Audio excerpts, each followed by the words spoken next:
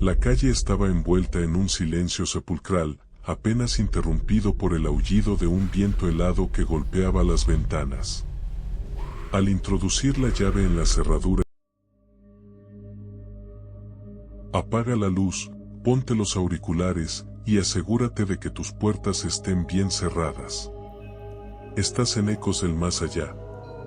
Esta noche, te traemos relatos donde el verdadero terror no viene de afuera, sino de las paredes mismas de tu nuevo hogar. Siempre es más fácil ignorar lo que no comprendemos. Nos aferramos a la lógica, a lo racional, buscando desesperadamente una explicación mundana para aquello que nos hiela la sangre. Durante mucho tiempo, fui culpable de esa misma ceguera. Cuando aún vivía bajo el techo de mis padres, compartía habitación con mi hermano menor. En aquella época, la casa tenía esa atmósfera peculiar de las construcciones viejas, donde la madera cruje en la madrugada y las sombras parecen alargarse más de la cuenta cuando el sol se esconde. Mi hermano comenzó a cambiar. Su mirada se volvió huidiza, sus ojeras se marcaban como profundos surcos de tierra oscura bajo sus ojos. Parecía consumirse por dentro. Un día, nos confesó, con la voz quebrada y temblorosa, que una presencia lo acechaba. Decía que era una muchacha. Una joven de aspecto lúgubre, con el rostro pálido como la cera mortuoria y una mirada vacía, insondable, que lo seguía a todas partes dentro de la casa. Por supuesto, jamás le creí. Nuestra familia entera lo tiró a loco. Decíamos que era su imaginación, que estaba sugestionado, que era simple estrés. Cuánto me arrepiento de mi incredulidad. Qué ciego fui ante el tormento que él estaba soportando en absoluta soledad. La lección de realidad me llegó de la manera más cruda, tétrica y escalofriante posible. Fue una noche de noviembre. Había salido y regresé a casa mucho más tarde de lo habitual. La calle estaba envuelta en un silencio sepulcral, apenas interrumpido por el aullido de un viento helado que golpeaba las ventanas. Al introducir la llave en la cerradura y cruzar la puerta de entrada, sentí una pesadez antinatural en el ambiente. Era como si el aire mismo se hubiera vuelto denso, viciado, difícil de tragar. La casa entera estaba sumida en la oscuridad más absoluta. Todos dormían profundamente, o al menos eso creía yo. Me correspondía a mí la tediosa tarea de asegurarme de que todo estuviera cerrado y apagar las pocas luces que quedaban encendidas en el pasillo. Cada interruptor que presionaba sumergía una parte de la casa en las tinieblas. Y con cada paso que daba por el pasillo hacia nuestra habitación, una sensación de angustia irracional se anidaba en la boca de mi estómago. Sentía la inconfundible y perturbadora sensación de ser observado. Esa estática invisible que te eriza el vello de la nuca y te hace querer mirar por encima de tu hombro. Pero, fiel a mi escepticismo, me convencí de que era el cansancio jugando trucos baratos con mi mente. Llegué a nuestra habitación. Abrí la puerta de madera con sumo cuidado, empujándola lentamente para que las bisagras no rechinaran y despertaran a mi hermano. Las cortinas estaban entreabiertas, permitiendo que un pálido rayo de luz de luna dibujara contornos fantasmales y alargados en el suelo. Nuestra disposición era sencilla, mi cama daba exactamente frente a la suya. Separados apenas por un par de metros de penumbra. Me quité los zapatos en el más absoluto silencio, me desvestí lentamente y me deslicé bajo las sábanas, agradeciendo el cobijo de la cama. Cerré los ojos, exhalé profundamente y me dispuse a entregarme al sueño. Pero el sueño nunca llegó. En su lugar, la temperatura de la habitación pareció desplomarse en cuestión de segundos. Un frío aberrante, un frío que calaba hasta los huesos y olía a tierra húmeda, a encierro, a decadencia, inundó el cuarto, ahogando mi respiración. Abrí los ojos de golpe, alertado por un instinto primitivo y salvaje de supervivencia. Algo andaba muy mal. Al principio, mi vista tardó unos agónicos segundos en acostumbrarse a la oscuridad. Miré hacia la cama de mi hermano, esperando ver su silueta subiendo y bajando al ritmo tranquilo de su respiración. Sí, él estaba ahí, envuelto en sus cobijas. Pero no estaba solo. Justo a un costado de su cama, de pie, inerte como una estatua profana, había una figura. Mi corazón dio un vuelco tan violento contra mis costillas que sentí un dolor agudo en el pecho. El pánico, un pánico visceral y tóxico, me paralizó las cuerdas vocales. Quise gritar con todas mis fuerzas. Quise estirar el brazo y encender la lámpara de noche. Quise saltar, correr y sacar a mi hermano de ahí. Pero mi cuerpo simplemente dejó de responder. Estaba atrapado en una prisión de carne y hueso, víctima del terror más puro, primitivo y paralizante que un ser humano puede experimentar. La catalepsia del miedo. Era ella. Era exactamente la misma muchacha que mi hermano había descrito hasta el cansancio, detalle por macabro detalle. Su cabello oscuro, sucio y enmarañado, caía lacio sobre sus hombros encorvados. Su piel, bañada por esa tenue y enfermiza luz lunar, tenía un tono grisáceo, un tono cadavérico que no pertenece al mundo de los vivos. Llevaba unas ropas desgastadas, andrajos que colgaban de su figura escuálida. Pero lo más aterrador, lo que me heló la sangre en las venas y me dejó completamente sin aliento, era su postura. No hacía nada. Absolutamente nada. No emitía el más mínimo sonido. No respiraba. No intentaba tocarlo. Simplemente estaba ahí, plantada a un lado de su colchón, con la cabeza ligeramente inclinada hacia abajo, contemplando fijamente cómo dormía mi hermano. Su postura era rígida, antinatural. Su mirada inexpresiva, muerta, estaba clavada en el rostro del muchacho. Era una vigilancia macabra. Una obsesión silenciosa, traída desde el más allá, materializada en el santuario de nuestra propia habitación. El tiempo perdió todo su significado. Los segundos se arrastraban como horas. Yo seguía ahí, petrificado en mi propia cama, a escasos 2 metros de esa abominación. Respiraba tan superficialmente que sentía que me ahogaba con mi propio aliento, manteniendo los ojos desorbitados, incapaz de parpadear, incapaz de apartar la vista de aquella aparición grotesca. El miedo me consumía desde adentro, devorando cada gota de mi energía, de mi cordura. Mi mente, en un intento desesperado y último por protegerme del colapso psicológico, comenzó a desconectarse de la realidad. El cansancio físico extremo y el shock emocional fueron demasiados para mi sistema nervioso. De alguna manera inexplicable, inmerso en ese pavor asfixiante y sin dejar de mirarla, la oscuridad me tragó. Caí en un estado de inconsciencia, un desmayo disfrazado de sueño profundo. Al día siguiente, desperté sobresaltado, con el corazón desbocado y el cuerpo empapado en un sudor frío y pegajoso. La luz brillante de la mañana inundaba la habitación, lastimándome las pupilas. Miré frenéticamente, casi con desesperación, hacia la cama de mi hermano. Estaba vacía. Las sábanas revueltas. La muchacha ya no estaba. La atmósfera pesada y sepulcral se había disipado, reemplazada por el polvo flotando en los rayos del sol. Me levanté temblando incontrolablemente, aún dudando de mi propia cordura, rogándole a Dios que todo hubiera sido una pesadilla hiperrealista inducida por el estrés. Caminé arrastrando los pies hacia la cocina. Allí encontré a mi hermano. Estaba sentado en silencio, con esa mirada perdida, ausente, fijada en el vacío de su taza de café. Me dejé caer en la silla frente a él.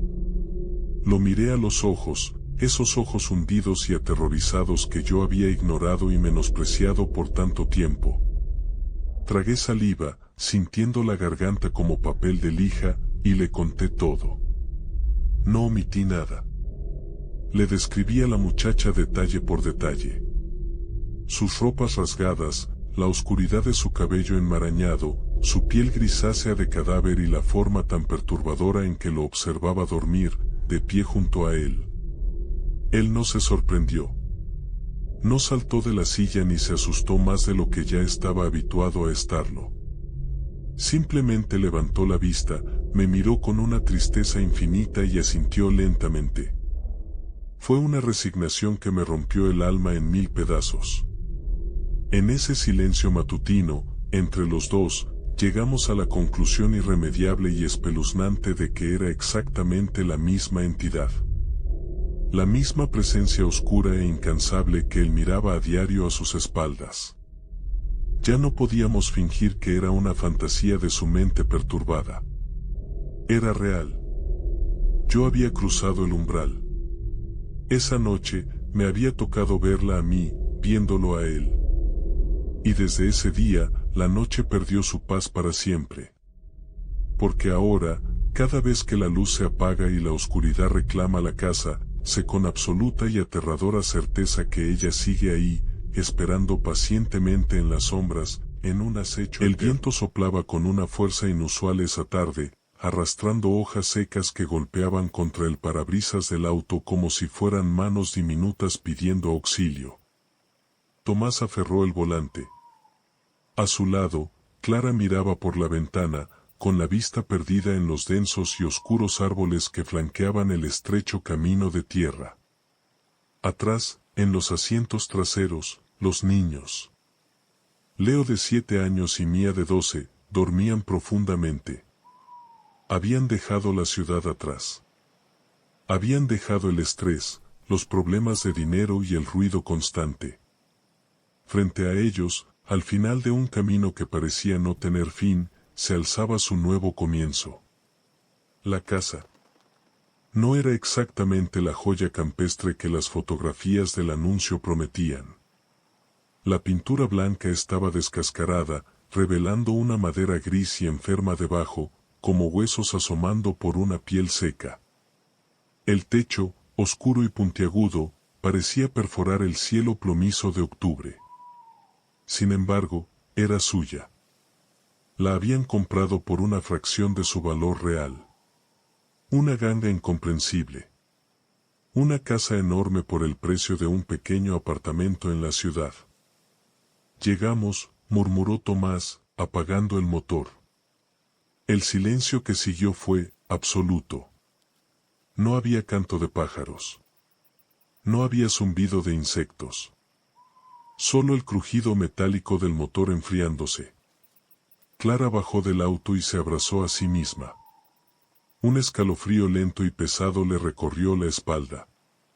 El aire allí era distinto, denso, como si estuviera cargado de electricidad estática.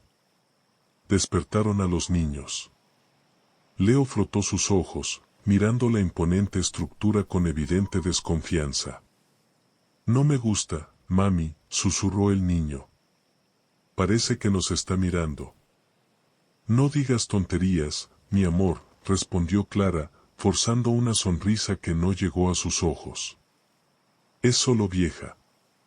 Con un poco de pintura, será el lugar perfecto. Tomás giró la pesada llave de hierro en la cerradura principal. El chasquido resonó como el golpe de un martillo en la tranquilidad del campo. La pesada puerta de roble macizo se abrió con un gemido largo, profundo y lastimero. El interior olía a encierro.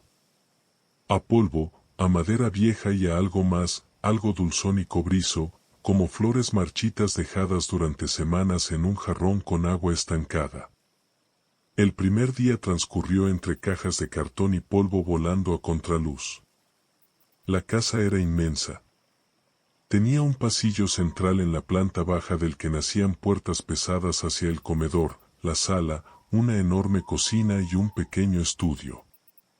Arriba, 4 habitaciones grandes y un baño al final de un corredor que, curiosamente, carecía de ventanas. Fue esa misma noche cuando empezaron los detalles. Cosas pequeñas. Cosas que la mente humana, cansada por una mudanza, intenta justificar desesperadamente. Clara estaba sola en la cocina, ordenando los platos en las alacenas de madera oscura. Tomás estaba en el sótano revisando las tuberías, y los niños ya estaban en sus camas, en el segundo piso. De pronto, escuchó un sonido. Provenía de la habitación justo encima de ella. Tec. Tec. Tec. Eran pasos. Pasos lentos, deliberados. Como los de un adulto que camina descalzo sobre la madera crujiente, dejando caer todo su peso. Clara frunció el ceño. Dejó el plato que sostenía sobre la encimera de mármol y caminó lentamente hacia la base de la escalera. «¿Mía?», llamó, elevando la voz. «¿Leo?». ¿Se levantaron? Nadie respondió. El sonido de los pasos se detuvo de inmediato. Pero, en su lugar, un susurro pareció descender rodando por los escalones. Era incomprensible, apenas un roce de aire frío contra las cuerdas vocales, pero sonaba húmedo, y estaba muy, muy cerca. Clara retrocedió instintivamente, chocando contra la pared del pasillo. Su respiración se aceleró. «Es el viento», se dijo a sí misma. «Tiene que ser el viento colándose por la chimenea». Pero el viento no camina. Al día siguiente, las cosas dejaron de ser simples sonidos. Se volvieron físicas. Tangibles. Tomás intentaba colgar un pesado espejo en la sala de estar. Ubicó el centro de la pared, tomó un clavo grueso y dio el primer golpe con el martillo. En lugar de encontrar la resistencia natural del yeso o el ladrillo, el martillo hundió el clavo por completo, con una facilidad pasmosa, dejando un agujero negro en la pared. Tomás se acercó. Pegó el ojo al pequeño orificio. No había nada al otro lado.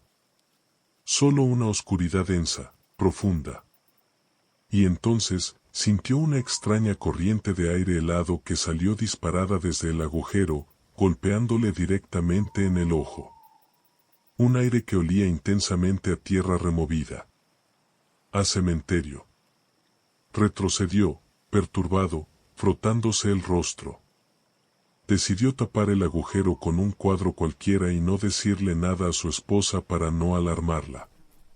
Pero el verdadero terror, el que se te clava en los huesos y no te deja respirar, comenzó la tercera noche.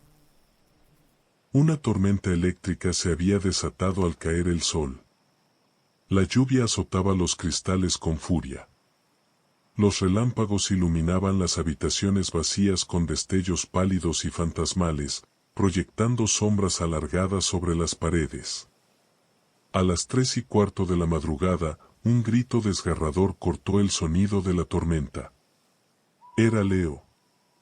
Tomás y Clara saltaron de la cama, corriendo por el pasillo a oscuras, tropezando con sus propios pies. La puerta de la habitación del niño estaba abierta de par en par. Adentro, iluminado apenas por los destellos de los relámpagos, Leo estaba sentado en la esquina más alejada de su cama. Abrazaba sus rodillas contra su pecho, meciéndose y temblando de forma incontrolable. Miraba fijamente hacia el fondo de la habitación. Hacia el armario. Las puertas de celosía del armario estaban entreabiertas. «Leo. ¿Qué pasa, mi amor?». Clara se lanzó sobre él, tomándolo en brazos. El pequeño estaba helado. Parecía un bloque de hielo. El hombre alto, tartamudeó el niño, con los ojos dilatados por el terror, sin apartar la vista de las puertas de madera. El hombre alto estaba ahí adentro. Tomás apretó los puños. Encendió la luz de la habitación de un manotazo. Caminó a paso firme hacia el armario y abrió las puertas de golpe, dispuesto a enfrentar lo que fuera. Solo había ropa, abrigos colgados y cajas de zapatos. Nada más. No hay nada, campeón. Míralo tú mismo.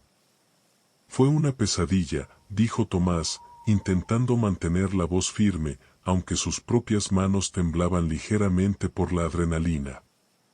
Leo negó con la cabeza lentamente, hundiendo el rostro en el hombro de su madre. No era una pesadilla, papá, susurró el niño, con una voz extrañamente apagada. Me dijo que no hiciéramos ruido. Porque a los que viven abajo, no les gusta el ruido. Tomás y Clara intercambiaron una mirada de puro pánico. No había nadie abajo. Solo existía el sótano. A la mañana siguiente, el ambiente en la casa era insoportable. Mía, que siempre había sido una adolescente habladora y llena de energía, amaneció completamente en silencio. No probó su desayuno. Tenía unas ojeras oscuras y profundas que contrastaban horriblemente con la palidez sepulcral de su rostro. ¿Estás bien, hija?, preguntó Clara, acercándole una taza de leche caliente. Mía levantó la vista muy despacio. Sus ojos parecían vacíos.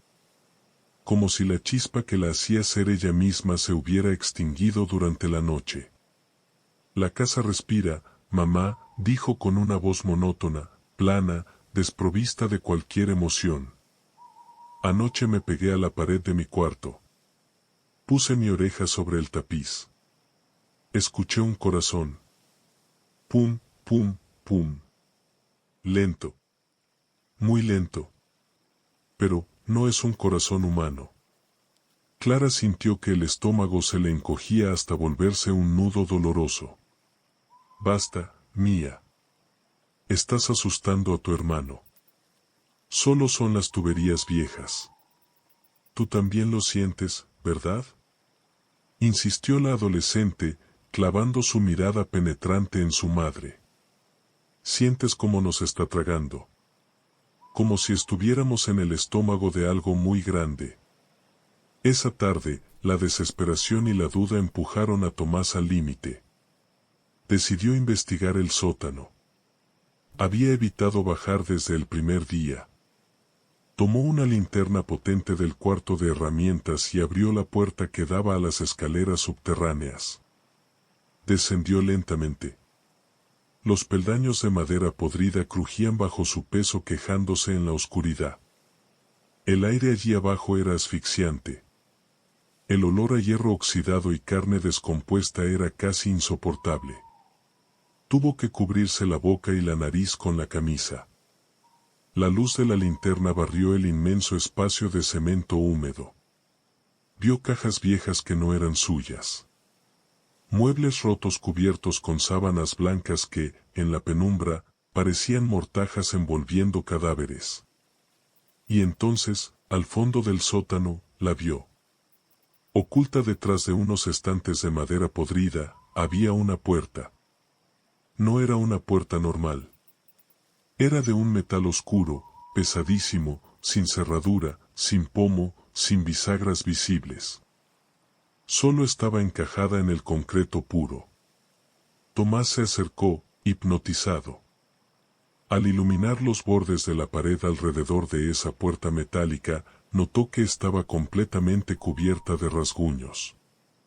Rasguños profundos, furiosos, marcados en el cemento sólido. Pero lo que le paralizó el corazón, lo que hizo que la sangre se le helara en las venas, fue darse cuenta de una verdad espantosa. Los rasguños no estaban hechos desde adentro de la puerta intentando salir. Estaban hechos desde afuera. Como si alguien, o muchos, hubieran intentado arrancar la puerta con sus propias uñas, desesperados por entrar allí para esconderse de algo mucho, mucho peor que habitaba en la casa. De repente, la pequeña bombilla que colgaba sobre las escaleras del sótano estalló. ¡Plaf! Oscuridad total. Tomás encendió su linterna apresuradamente. El haz de luz temblaba violentamente en sus manos sudorosas. Apuntó hacia la pesada puerta de metal. Estaba entreabierta. Un frío antinatural, un frío de morgue, inundó el sótano de golpe. Y desde la oscuridad absoluta detrás de esa puerta metálica, comenzó a emerger un sonido. Era un sonido húmedo. Pesado. Como toneladas de carne cruda arrastrándose perezosamente sobre el concreto. ¿Es luz? ¿Es luz? Tomás no pensó. No racionalizó. Actuó impulsado por el instinto animal de supervivencia más primitivo.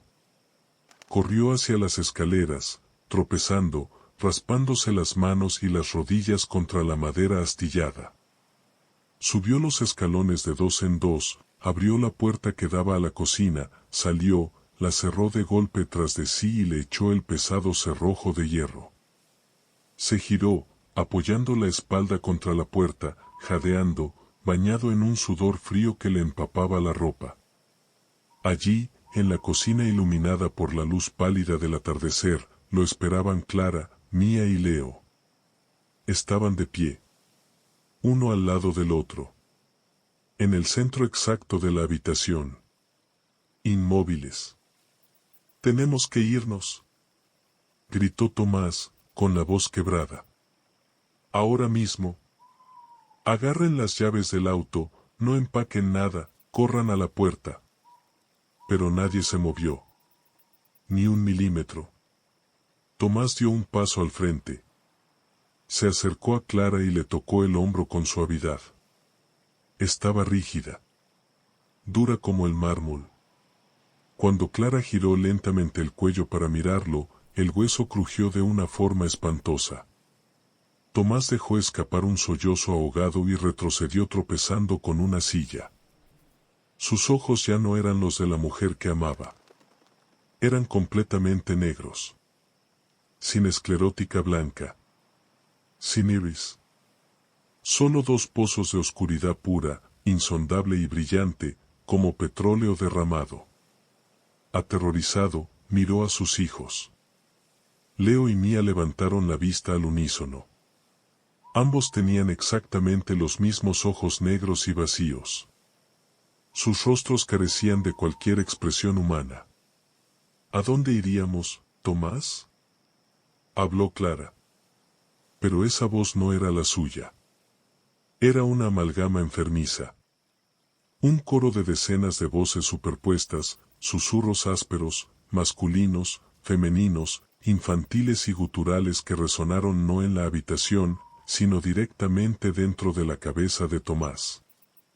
«Ya estamos en casa», dijeron los tres al mismo tiempo. Las luces de la cocina parpadearon violentamente. Y se apagaron. La casa entera quedó sumida en las sombras del anochecer. Desde su espalda, apoyada aún en la puerta del sótano, Tomás sintió una vibración. Y luego, escuchó el inconfundible sonido del cerrojo de hierro sólido. El cerrojo que él mismo acababa de pasar, se estaba deslizando lentamente, abriéndose desde adentro. Tec. Tec. Tec. La puerta a su espalda crujió, empujándolo hacia adelante. Los pasos descalzos, pesados y húmedos, comenzaron a subir las escaleras del sótano. Uno a uno. Sin prisa. Sabían que su presa no tenía a dónde ir. Tomás retrocedió hasta chocar contra la encimera de la cocina, acorralado. Sus hijos y su esposa lo observaban en la penumbra. Sus bocas comenzaron a abrirse, estirándose en una sonrisa macabra, abriéndose mucho más de lo que la mandíbula humana puede soportar, hasta que la piel de sus mejillas comenzó a desgarrarse con un sonido húmedo. «El hombre alto tiene hambre, papá», susurró Leo, con una voz profunda que hizo vibrar los platos en las alacenas. La puerta del sótano se abrió por completo. Una mano inmensa, pálida y deforme, con dedos anormalmente largos que terminaban en uñas podridas y articulaciones rotas, se asomó por el umbral, agarrando el marco de la puerta. Tomás intentó gritar con todas sus fuerzas. Pero el aire denso y helado de la casa le quemó los pulmones, robándole la voz. La oscuridad del pasillo se abalanzó sobre él, como una ola negra y asfixiante. Y entonces, silencio. Un absoluto y terrible silencio. A la mañana siguiente, el sol brillaba radiante sobre la vieja casa en el campo. El cielo estaba despejado. El aire soplaba fresco y los pájaros cantaban alegremente en las ramas de los gruesos árboles. El auto de la familia Vargas seguía perfectamente aparcado frente a la entrada principal, cubierto apenas por una fina capa de rocío matutino. Las puertas de la casa estaban cerradas. Las ventanas oscuras, quietas, imperturbables. Desde la carretera de tierra, al final del camino, un nuevo cartel de madera se mecía suavemente con la brisa de la mañana. Pintado a mano, con letras rojas y frescas, el letrero anunciaba al mundo: oportunidad única. Amplia casa de campo, ideal para familias. Precio a negociar. Lista para habitar. Yo nunca fui de creer en fantasmas, ni en entidades, ni mucho menos en demonios. Para mí, todo eso era sugestión. Pero lo que me pasó en aquella casa, me obligó a creer. Soy una persona de hogar. Mi mundo entero es mi familia, mi esposa y mi hijo. Desde que me casé, mi único y más grande sueño siempre fue que tuviéramos un techo nuestro. Una casa propia. Desde el comienzo de nuestro matrimonio estuvimos rentando, pero a la par, haciendo sacrificios enormes para ir construyendo nuestra casa, ladrillo a ladrillo. Y casi al final, cuando ya nos faltaba tan poco para terminarla, nos pidieron la casa de renta. Tuvimos que dejarla de urgencia y ocupar otra temporalmente.